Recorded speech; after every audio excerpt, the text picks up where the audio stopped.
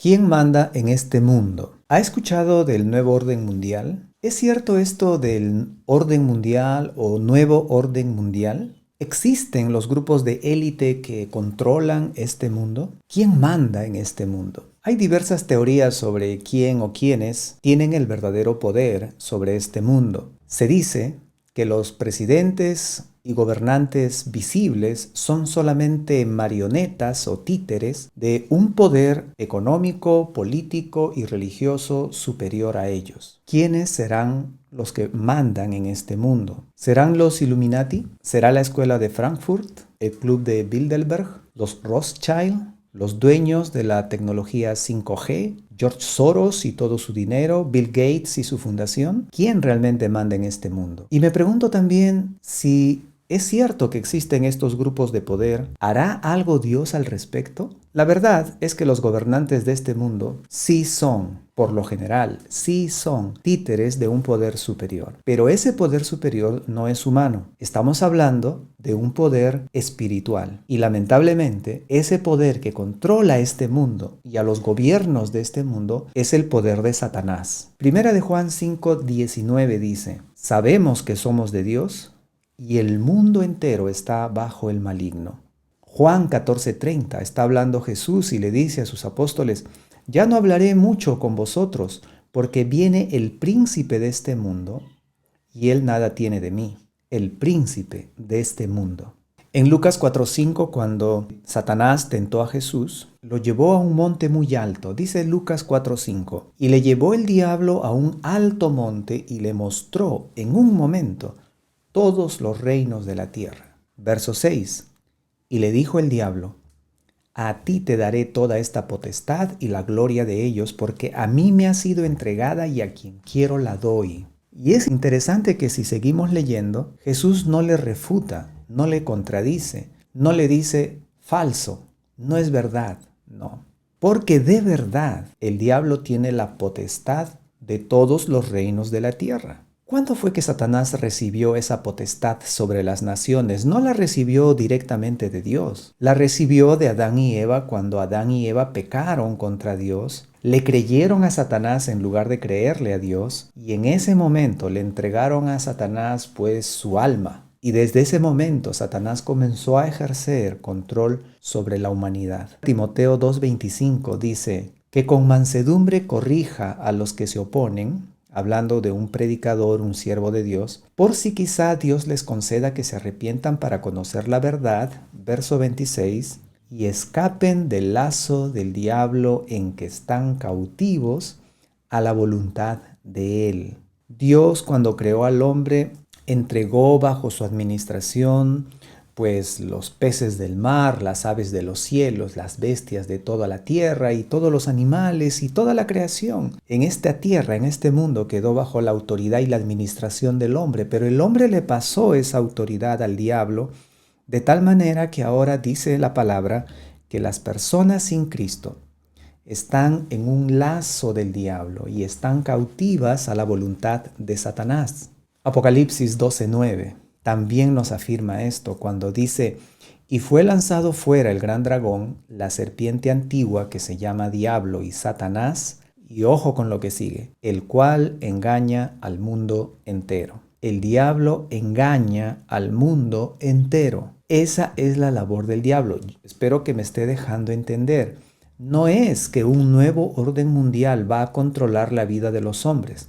La verdad es que toda la humanidad ya está siendo controlada por Satanás. Eso es lo que afirma la Escritura. Lo que pasa es que Satanás, que ya controla el mundo, quiere ser más cruel todavía. Pero gloria a Dios, que esta cadena de autoridad no termina en Satanás. Es decir, los gobernantes del mundo están bajo la autoridad del diablo, pero por encima del diablo, por encima de él, hay alguien que tiene toda la potestad sobre todo el universo, y es Dios. Justamente en Daniel 4:25, en la palabra de Dios, nosotros encontramos que el rey Nabucodonosor reconoce lo siguiente. Daniel 4:25, él dice: el Altísimo tiene dominio en el reino de los hombres y que lo da a quien él quiere. Por encima de Satanás está Dios, con todo su poder, con toda su soberanía, gobernando el mundo. Le leo 1 Timoteo 6:15. ¿Qué dice 1 Timoteo 6:15? La cual a su tiempo mostrará el bienaventurado y solo soberano, Rey de reyes y Señor de señores. Verso 16. El único que tiene inmortalidad, que habita en luz inaccesible, a quien ninguno de los hombres ha visto ni puede ver, al cual sea la honra y el imperio sempiterno. Amén. Cristo dijo en Mateo 28:18, toda potestad me es dada en el cielo y en la tierra. Apocalipsis 19:16, hablando justamente de la venida de Jesús, dice, y en su vestidura y en su muslo tiene escrito este nombre, Rey de reyes, Señor de señores. De modo que Satanás, por más que se haya revelado, no escapa a la autoridad ni al poder de Dios. ¿Quién manda en este mundo? Dios. Él tiene el control soberano del universo. Dios está deteniendo la manifestación del anticristo. Dios está guiando las situaciones, permitiendo circunstancias de acuerdo a el plan que Él tiene para la humanidad. El deseo de Dios de que todas las personas vengan a los pies de Cristo es un deseo que no ha menguado y Dios sigue procurando la salvación de todos los hombres. ¿Cómo es ese gobierno de Dios sobre el mundo? Vamos a ver Daniel capítulo 1, versículo 1. Allí veremos que Dios gobierna el mundo refrenando y juzgando el pecado de la humanidad. Dios tiene paciencia, Dios tolera muchas cosas en su amor y paciencia, pero también llega el momento cuando Él tiene que juzgar a aquellos que se rebelan contra Él. Y cuando Dios quiere juzgar a personas y naciones, soberanamente Dios usa personas y naciones. Eso lo vamos a ver en Daniel capítulo 1, versículo 1.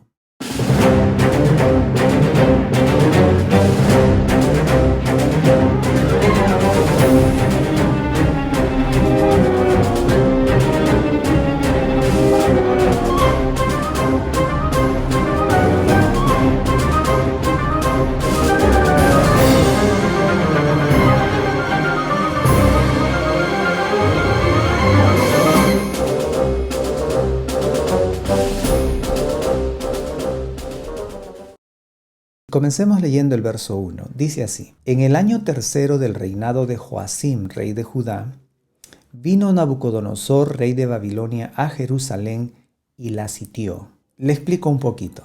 Israel tiene un pacto especial con Dios. Dios escogió a Abraham para formar desde Abraham una gran nación. Y esa nación es Israel. Con el paso de los años, los israelitas, constantemente rebelándose contra Dios, causaron que el reino se divida en dos. Entonces Israel quedó de las 12 tribus divididas, 10 tribus al norte formando un reino llamado Israel y 2 tribus al sur formando otro reino llamado Judá. Eso ocurrió aproximadamente en el año 931 a.C. Cientos de años después, dada la rebeldía y la terquedad de las tribus del norte, Dios permitió que vengan los asirios y los lleven cautivos. Y solamente quedó como sobreviviente el reino del sur, que es en este caso Judá. ¿Y quién está gobernando Judá? Joacim. Y Joacim es un rey malvado. Entonces, ¿qué estamos leyendo aquí? Que en el año tercero de su reinado, vino Nabucodonosor, rey de Babilonia, a Jerusalén, la capital de Judá, la ciudad donde estaba el templo de Dios. ¿Y qué hizo Nabucodonosor? La rodeó, la sitió con el fin de conquistarla. ¿Sabe qué aprendemos aquí? Aunque Dios tenía una relación especial con Israel, Dios no iba a pasar por alto los pecados de Israel, en este caso específico de Judá, de los judíos. Dios había hecho un pacto con esta nación. Dios consideraba a Israel la niña de sus ojos, pero eso de ninguna manera significaba que Dios iba a ser de la vista gorda ante sus delitos y pecados. Dios fue paciente, pero el momento del juicio llegó. Y así también, Dios es paciente hoy en día con toda la humanidad, pero el momento del juicio vendrá. Dios en su amor infinito envió a Jesús a dar su vida en la cruz por todos los hombres, y el amor de Dios le lleva a tener paciencia, a tener misericordia, a manifestar su gracia, inclusive hacia los hombres perdidos, pero llega el momento cuando Dios tiene que juzgar el pecado. Dios en su grande amor envió a Jesús como el remedio, la solución para los pecados de toda la humanidad. Cristo siendo Dios, Cristo siendo santo, siendo inocente, se entregó en la cruz para morir por cada uno de nosotros. Y entonces, hecho el sacrificio, hecha la oportunidad de salvación para todos, establecido el camino para la salvación de la humanidad, va a llegar el momento cuando Dios va a juzgar a aquellos que se rebelan contra Él. Aquellos que no quieren arrepentirse y no quieren poner su fe en Jesús. Ahí está el remedio, ahí está la solución. ¿Por qué ir al infierno eterno si hay un Dios que está tendiendo la mano para rescatar, para salvar a todo aquel que quiera? Pues bien, el que rechace la invitación a la salvación que Dios ofrece, tendrá que ir al infierno, tendrá que sufrir el tormento eterno en el infierno. Entonces, es mejor recibir a Cristo. Es mejor arrepentirse. Es mejor no desafiar al soberano Dios. Es mejor no abusar de su paciencia. Porque Dios, que es paciente y amoroso, también es santo y justo. Es mejor rendirse a Él. Si usted todavía no se ha arrepentido de sus pecados, no ha entregado su vida a Jesús, si todavía no se ha reconocido pecador y no ha clamado a Cristo para salvación, hágalo hoy día. Todo aquel que invoque el nombre del Señor será salvo. ¿Salvo de qué? Del infierno eterno, de la condenación eterna. Así que, mire, aproveche. No espere la hora del juicio. Hay noticias que nos llaman la atención y nos impactan. Estoy seguro que a usted también. Una de esas noticias fue acerca de un delincuente que juntamente con su cómplice estaban asaltando a un hombre para robarle su motocicleta, su moto. Como el dueño de la moto se puso un poco nervioso, el cómplice de este asaltante quiso darle un golpe con el arma en la cabeza. Pero en el momento que le dio el golpe, se disparó el arma y la bala le dio a su cómplice en la cabeza y lo mató en el acto. Aquel delincuente cayó a la pista muerto. Ahora, usted dice eso no es impactante porque eso pasa casi todos los días. Sí, lamentablemente sí. Pero lo impactante fue esto, que según las noticias, según las averiguaciones, ese delincuente muerto 2 días antes había sido capturado por la policía con una moto robada. Significa que ese delincuente debía estar preso, pero no sé de qué manera burló a la justicia humana y estaba libre y estaba otra vez haciendo sus fechorías. Ok, se burló de la justicia humana, pero no se burló de la justicia divina. Y Dios, que le tuvo tanta paciencia, dijo, basta, hasta aquí nomás. Llegó la hora del juicio. Entonces, es mejor arrepentirse, es mejor confesar sus pecados, ir a Jesús para salvación y no desafiar al Dios soberano. Bueno, vamos a volver a leer ahí el verso 1. En el año 3 del reinado de Joacim, rey de Judá, vino Nabucodonosor, rey de Babilonia, a Jerusalén y la sitió. Y luego el verso 2 dice, y el Señor entregó en sus manos a Joacim, rey de Judá, y parte de los utensilios de la casa de Dios. Es decir, Nabucodonosor tuvo victoria, logró su objetivo, conquistó la ciudad, pero no por su capacidad militar, no por su poderío, sino porque el texto dice, y el Señor entregó en sus manos a Joacim, rey de Judá. Fue Dios el que permitió que Nabucodonosor conquiste Jerusalén, porque Dios es el soberano, y Dios está juzgando a un rey a través de otro rey. Dios está usando a Nabucodonosor, rey de Babilonia, para que juzgue a Joacim, rey de Judá. Porque Dios es rey de reyes. Él es el soberano. Él es el que tiene el gobierno total. Él es el Altísimo, el que tiene el poder supremo. Y Él puede mover la historia y Él puede traer a una nación en contra de otra nación como juicio por sus pecados. Mire, aquí en la historia del Perú hay una situación muy interesante. Dios toleró con mucha paciencia a las culturas preincas que tenían pues prácticas idólatras, paganas, sacrificios humanos, sacrificios de niños. Por ejemplo, aquí en el norte del Perú, Los moche fueron una cultura muy extensa y ellos practicaban los sacrificios humanos. Inclusive, una vez que se sacrificaban aquellas personas, no enterraban sus cuerpos, los dejaban a la intemperie para que los viera el dios Sol, para que los vea la diosa Luna. Ahí los dejaban. Todos estos delitos y pecados, toda esta idolatría y paganismo, obviamente, atrajeron la justicia de Dios. Y Dios permitió que otras naciones los conquisten. Aquí en el norte, bueno, los moche fueron diezmados, posiblemente por fenómenos como la corriente del Niño, etcétera, que también son situaciones que Dios controla. Y luego vinieron los chimú, y los chimú también hacían sacrificios de niños. Aquí cerca de Huanchaco se han encontrado restos de niños que fueron sacrificados posiblemente ante una crisis, ante una sequía o al contrario, de repente una temporada de inundaciones, y ellos, para aplacar a sus dioses, pues sacrificaban a sus niños. Y no eran tampoco niños del pueblo. Por la ropa que tienen los niños, los arqueólogos deducen que eran niños de clase alta. Y ahí estaban, la realeza, la nobleza, sacrificando a sus propios hijos. Obviamente esto indignaba el corazón de Dios, y vinieron los incas y conquistaron toda esta zona, y los incas fueron un instrumento de juicio de Dios para esa gente. Pero también los incas eran paganos, también eran idólatras, también hacían sacrificios humanos. Allá en el norte de Argentina, hasta donde llegó el poder del imperio incaico, pues se han encontrado bebés que han sido sacrificados al nevado, a los nevados. Y aquí en Arequipa, en Ambato, se encontró la conocida como la momia Juanita, y se dice que los incas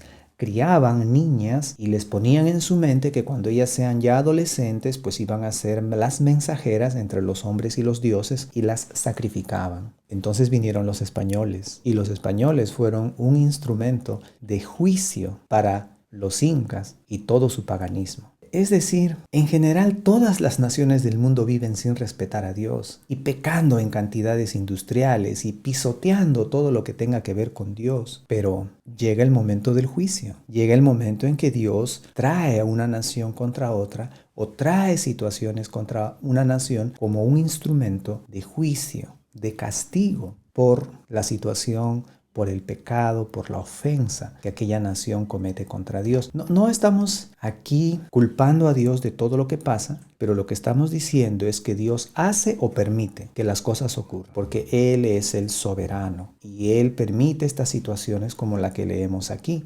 ¿Qué es lo que leemos aquí? Que el Señor entregó en las manos de Nabucodonosor a Joacim, rey de Judá. Y Nabucodonosor tuvo una victoria militar porque Dios así lo quiso, porque Dios lo entregó a este rey pagano, malvado, este rey que incluso cuando le leyeron en una ocasión las escrituras, agarró ese rollo de la palabra de Dios, cortó ese rollo en pedazos y lo quemó. Eso nos revela la calaña de este rey malvado y la dureza y su rebeldía contra Dios, y Dios dijo basta. Y por eso permitió que Nabucodonosor lo derrote. Pero hay algo más en este versículo 2. Dice, y el Señor entregó en sus manos a Joacim, rey de Judá. Se entiende porque Joacim era un malvado y Dios ya trajo juicio sobre este malvado, se entiende. Pero lo sorprendente es la siguiente parte, y dice el versículo 2, y parte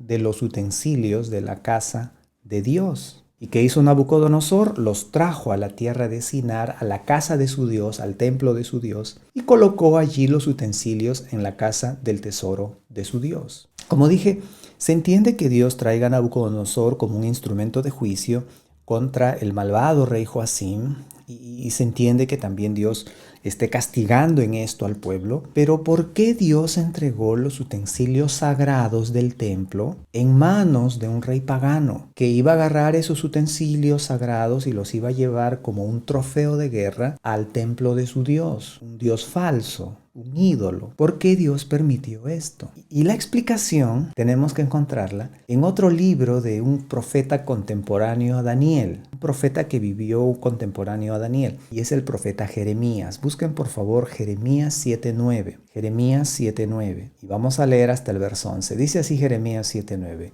Hurtando, matando, adulterando, jurando en falso e incensando a Baal y andando tras dioses extraños que no conocisteis.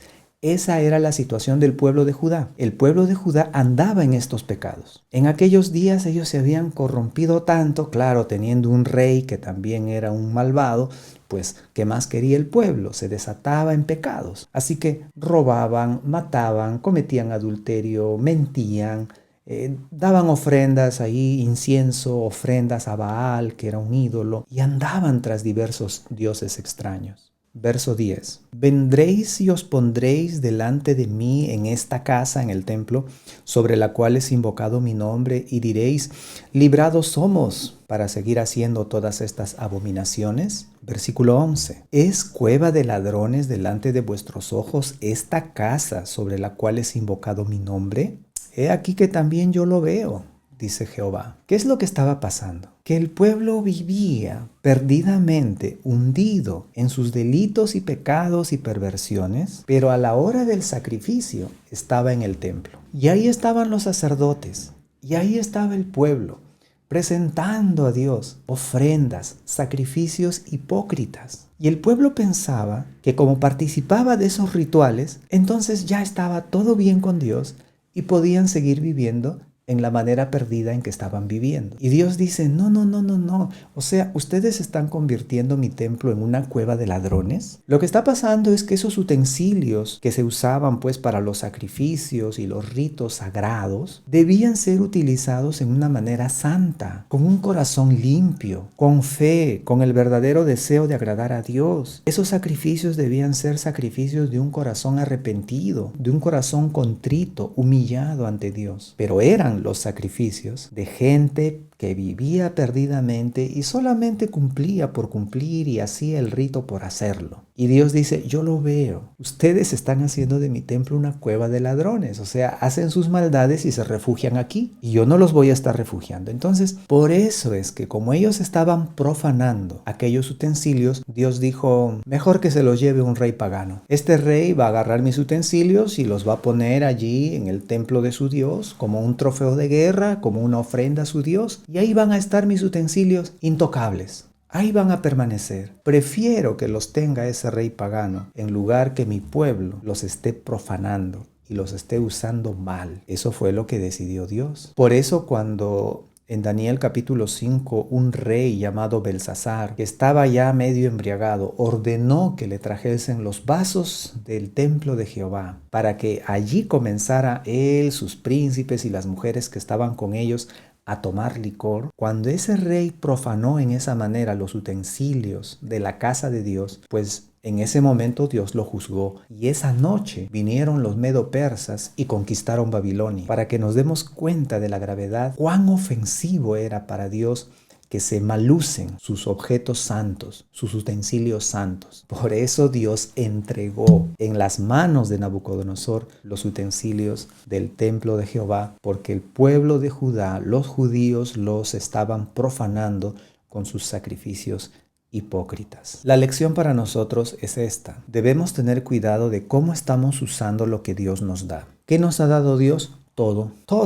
La vida, la salud, el cuerpo, la familia, las cosas que tenemos, todo nos lo ha dado Dios. ¿Cómo lo estamos usando? ¿Santamente? ¿En una forma agradable a Dios? Miren, los dones, conocimientos, habilidades, talentos, recursos, inteligencia, físico, todo lo que tenemos, si no lo usamos como Dios quiere, Él nos lo puede quitar. ¿Sí? Sí. ¿Por qué? Porque Él es soberano, porque Él es el dueño de todo, porque Él tiene el control de todo. ¿No estamos leyendo? Este rey era un rebelde, era un malvado. Dios permitió que venga otro rey y lo conquiste. Ahí estaban los utensilios del templo, el pueblo los estaba usando mal y Dios permitió que este rey se los lleve. Dios puede hacer eso. Dios puede quitarnos aquellas cosas que Él nos ha confiado y no las estamos usando bien, no las estamos usando para su gloria, para su honor, para su honra. Él nos lo puede quitar. Él es soberano. Él manda. Un ejemplo. ¿Cuántos de ustedes diezman? Sí, diezmar, darle a Dios. Y de repente usted dice, bueno, yo no trabajo. Sí, pero tal vez recibe propinas. No estoy hablando del dinero que los estudiantes reciben para su pensión, para sus pasajes, para sus libros. Estoy hablando de propinas o de algún ingreso extra que le llega. Pues de allí debe diezmar? Alguien dice, yo no diezmo porque el diezmo no es bíblico. He visto un video que dice que el diezmo no es bíblico. Hable con su pastor.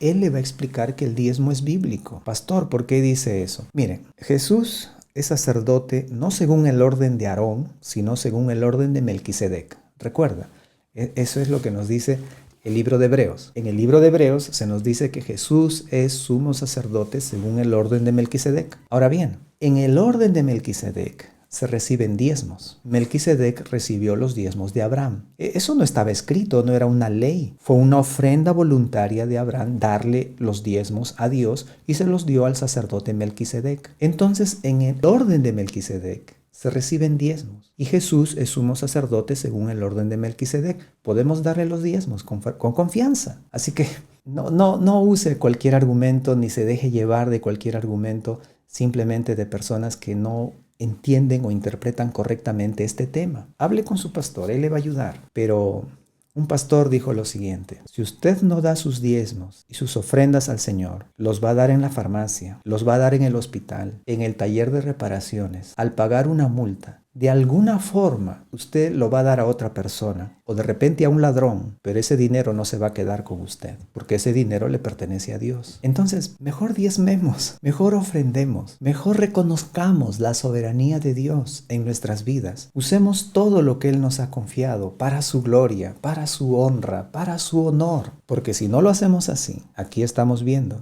Dios nos lo puede quitar. Dios puede decir: prefiero que esto esté en manos de un incrédulo en lugar de que tú lo estés usando mal.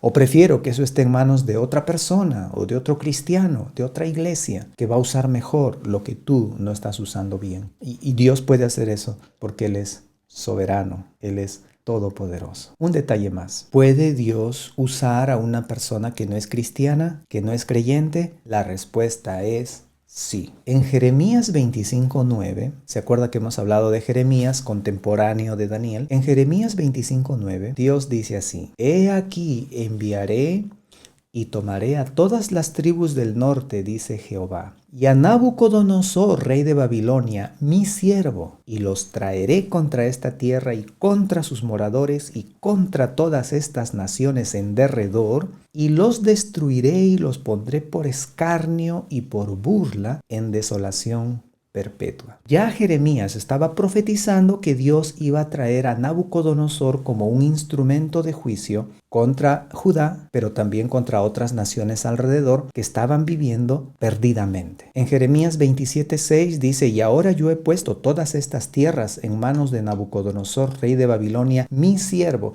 y aún las bestias del campo le he dado para que le sirvan. ¿Puede Dios usar a una persona que no cree en Él? Sí. Nabucodonosor pensaba que su dios Marduk le estaba ayudando. Nabucodonosor pensaba que él era muy inteligente y capaz, que él tenía un gran poderío militar, que era un buen estratega, pero era Dios quien lo estaba utilizando como un instrumento de juicio contra Israel, pero también contra otras naciones. Entonces, ¿por qué puede hacer Dios eso? Porque Él es soberano. Él gobierna el mundo. ¿Hay poderes humanos? Sí. ¿Con o sin nuevo orden mundial? La Biblia dice que el diablo tiene esclavizados a los hombres. Eso es cierto. Pero sobre Satanás gobierna Dios. Él es el Rey de Reyes. Él es el Señor de Señores. Él es el soberano. Y como es soberano, Él va a juzgar el pecado de todos los hombres. Es paciente, es amoroso, es misericordioso, lento para la ira, grande en misericordia, pero llegará el momento del juicio. Él ha provisto salvación en Jesús, pero todo aquel que no se acoja a esa salvación se irá al infierno. Y Dios lo puede hacer porque Él es soberano. Dios va a corregir a sus hijos porque los ama, porque quiere lo mejor para nosotros. Dios nos va a corregir. Dios puede usar a los incrédulos como siervos suyos, aunque ellos no estén conscientes que están sirviendo a Dios,